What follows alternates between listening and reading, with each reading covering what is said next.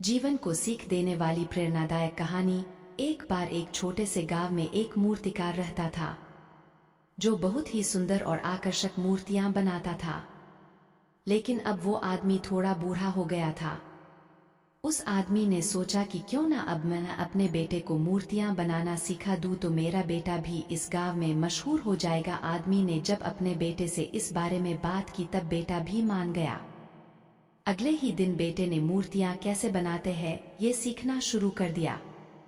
कुछ वक्त बाद बेटा भी अच्छी मूर्तियां बनाने लगा, क्योंकि जब बेटा मूर्तियां बनाता तब उसके पिता उसके पास खड़े रहते और उसे समझाते रहते कि क्या गलती तुम कर रहे हो। कुछ वक्त बाद बेटा अपने पिता से भी अच्छी मूर्तियां बनाने लगा। गांव वाले लोगों ने भी बेटे की मूर्तियों को पिता की मूर्तियों से ज्यादा अच्छा बोलना शुरू कर दिया। बेटा ये सब सुनकर काफी खुश हुआ। बेटे की इतनी तारीफ सुनकर पिता बेटे से भी ज्यादा खुश हुए।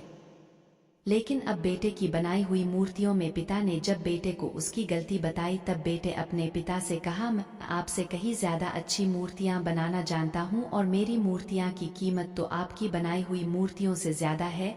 अब आपको मुझे सलाह देने की कोई जरूरत नहीं। बेटे की ये बात सुनकर पिता चुप हो गए और वहां से चले गए। फिर कुछ दिन बाद बेटे ने अपने पिता से कहा कि मुझे लगता है कि मेरी बनाई हुई मूर्तियों की कीमत उतनी नहीं होनी चाहिए जितनी अभी है। मुझे लगता है कि मुझे दूसरी दुकान में अपनी मूर्तियां बेचनी चाहिए, इससे मेरा ज्यादा मुनाफा होगा। पिता ने कहा, ठीक है, तुम अपनी अलग दुकान खोल लो।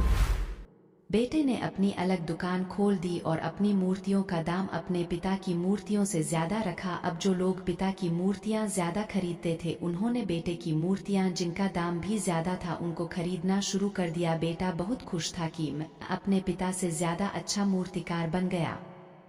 कुछ वक्त तक तो सब कुछ ऐसे ही चलता रहा, लेकिन कुछ वक्त बाद लोगों ने बेटे की मूर्तियों को देखना भी बंद कर दिया। अब लोग पिता की दुकान पर ज्यादा जाते और वहीं से मूर्तियां खरीदते। बेटे ने अपनी मूर्तियों को और अच्छे से बनाने की कोशिश की ताकि लोगों को उसकी बनाई हुई मूर्तियां पसंद आए, लेकिन कोई फायदा नहीं हुआ। बेटा कोशिश करते करते थक गया।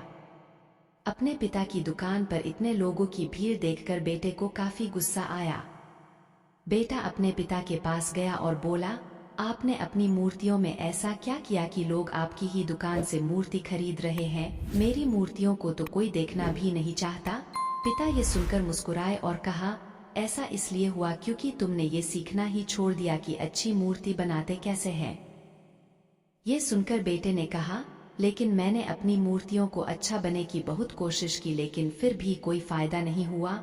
ये सुनकर पिता बोले, ऐसा इसलिए हुआ क्योंकि तुम्हें पता ही नहीं है कि तुम कहाँ गलती कर रहे हो। तुम्हें पता ही नहीं तुम्हें जैसा मूर्तिकार बनाना चाहता था वैसे तुम बने ही नहीं, बल्कि थोड़ी सी तारीफ लोगों से सुन लेने पर तुम्हारे अंदर इतना घमंड आ गया कि तुमने अच्छी मूर्ति बनाना सीखा ही नहीं।